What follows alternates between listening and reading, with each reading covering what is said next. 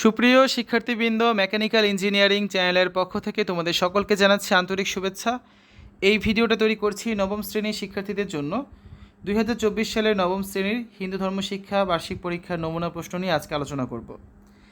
এই নমুনা প্রশ্নটা এনসিটিভি থেকে দেওয়া হয়েছে যাতে তোমরা বুঝতে পারো তোমাদের পরীক্ষায় ঠিক কী ধরনের প্রশ্ন থাকতে পারে। এই প্রশ্ন কিন্তু হুবহু তোমাদের পরীক্ষা আসবে না। 3 ঘন্টা পরীক্ষা হবে এবং 100 নম্বরের একটা পরীক্ষা হবে।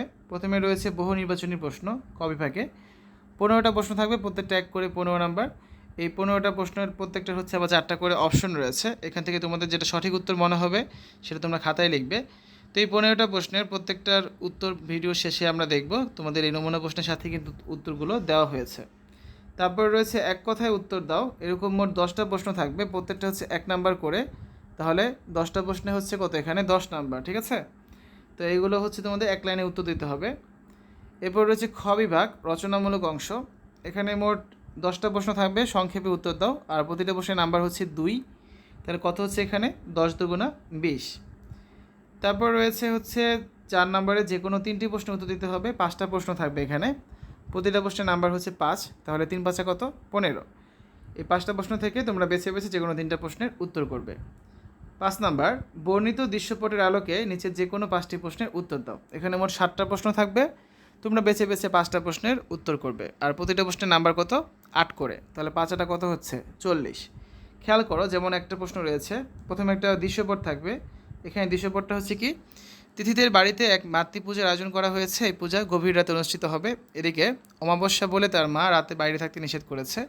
এই পূজার ফলে সব অশুভ শক্তি দূর হয়ে যাবে বলে মা তাকে ভক্তি ভরে পূজা করতে বলেছে। তো এই প্রেক্ষাপট বা দৃশ্যপটের আলোকে আবার 2টা প্রশ্ন হয়েছে, যে তিথিদের বাড়িতে অনুষ্ঠিত পূজাটি তাৎপর্য ব্যাখ্যা করো, আর তোমার ব্যক্তি জীবনে উক্ত পূজার শিক্ষা ও প্রভাব বিশ্লেষণ করো। 2টা প্রশ্নের নাম্বার হচ্ছে 3 আর 5, তার মানে মোট হচ্ছে 8।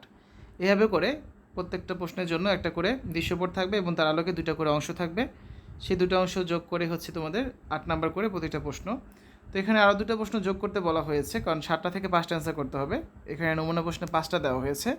তোমাদের যে প্রশ্নটা করবেন তোমাদের শিক্ষকরা, সেখানে 7টা প্রশ্ন থাকবে। তো তোমরা বেছে বেছে সেখান থেকে যে কোনো 5টার উত্তর করবে, ঠিক আছে? এই হচ্ছে নমুনা প্রশ্ন। এখন দেখো, বহু নির্বাচনী প্রশ্নের উত্তরগুলো এখানে দেওয়া আছে। তোমাদের হচ্ছে মোট 15টা প্রশ্ন ছিল, সবগুলো উত্তরই কিন্তু এখানে দেওয়া হয়েছে। তারপর এক কথায় প্রশ্ন ছিল 10টা, সেগুলো উত্তরও কিন্তু এখানে দেওয়া আছে।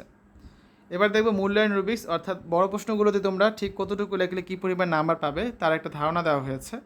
যেমন 2 এর ক নাম্বার প্রশ্নে তুমি হচ্ছে এই পর্যন্ত ঠিকভাবে লিখলে, মানে এই নির্দেশিকা মেনে যদি লেখো তাহলে তুমি 3 পাবে।